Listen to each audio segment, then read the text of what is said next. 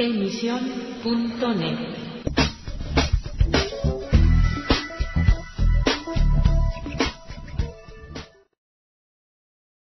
Hello there, and welcome to A Letter from England, once again broadcasting for AC Press under the auspices of the Spanish Evangelical Alliance. Have you ever fancied having an extra husband or wife? Those of you who are married? Or those of you who are single, perhaps? Have you ever fancied marrying more than one person? Well, polygamy is here, and probably to stay. Apparently, there are thousands of polygamous families in France, and in Chechnya, the practice is seen by one government leader as the solution to a demographic problem. The arrival of thousands of Muslim immigrants in Europe, together with a much looser definition of marriage within Europe itself, means the previously unthinkable is now happening. Islamic leaders say that multiple marriages also exist in Spain. The Quran permits Muslim men to marry up to 4 wives, so long as they treat each one equally. And one Islamic website claims that there are between 8,000 and 30,000 cases of polygamy in France.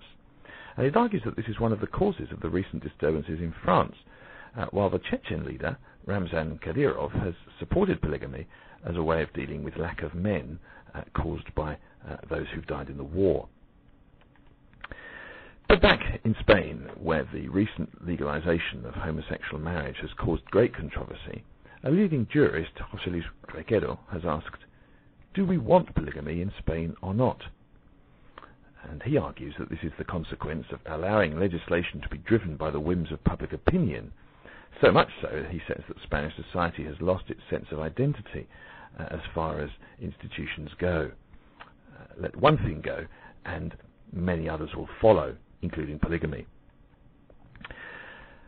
Ferran Iniesta, a historian and anthropologist who lived for many years in Africa, says that several of his female colleagues who devoted themselves to their careers ended up marrying late as second wives because remaining single was frowned upon there.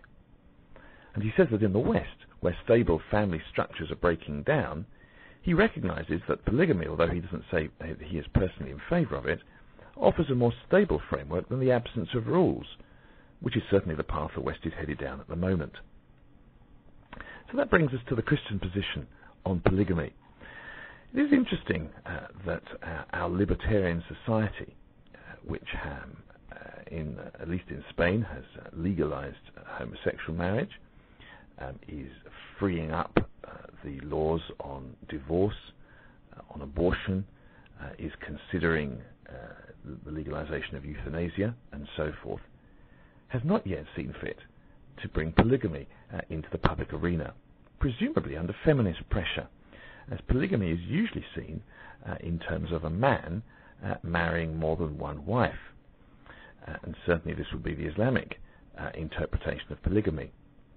But I wonder in the coming years if we will not see, at least in Spain and perhaps in Europe generally, pressure to legalize polygamy for both sexes, so that not only could a man marry more than one wife, but indeed a woman could marry more than one husband. The demographic problem, whereas generally there are more women than men, suggests that there might be more men willing to take it up. Also, I suspect that not so many women would be keen perhaps to take on more than one husband, though you never know. But what of the Christian position? Well, of course, traditionally in evangelical circles, polygamy has been frowned upon. There are biblical examples in the Old Testament, especially, of course, but none of them really do much to encourage people to consider it as a positive option. Look at the mess that Abraham and even more Jacob got into. David too really suffered from probably having rather too many wives, and of course Solomon is just a case of polygamy gone wild.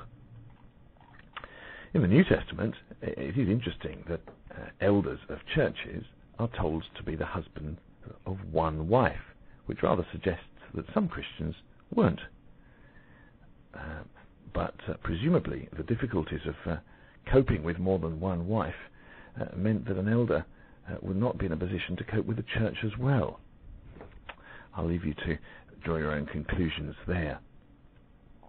Eduardo Hertfelder, chairman of the Family Policy Institute in Spain, complains that the current government wants to integrate the Muslim world by adapting our culture to theirs rather than the other way round, which he says would be more logical.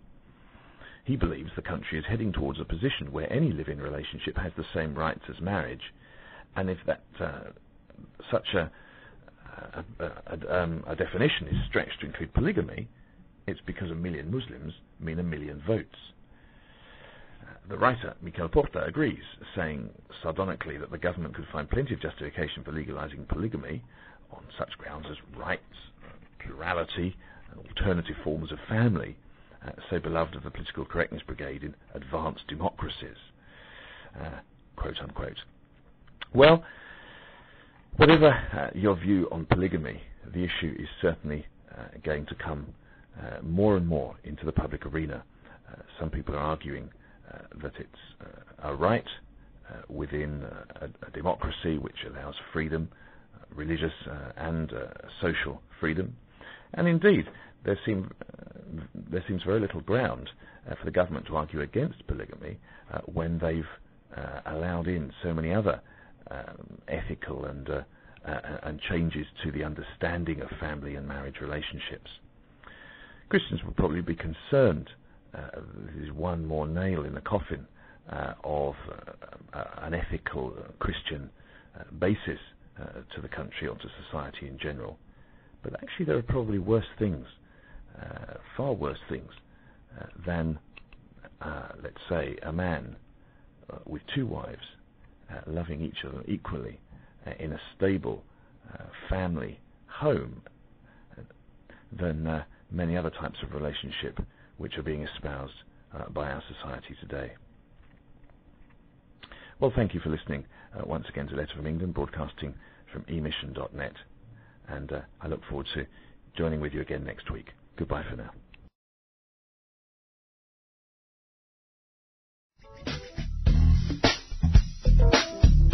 Emission.net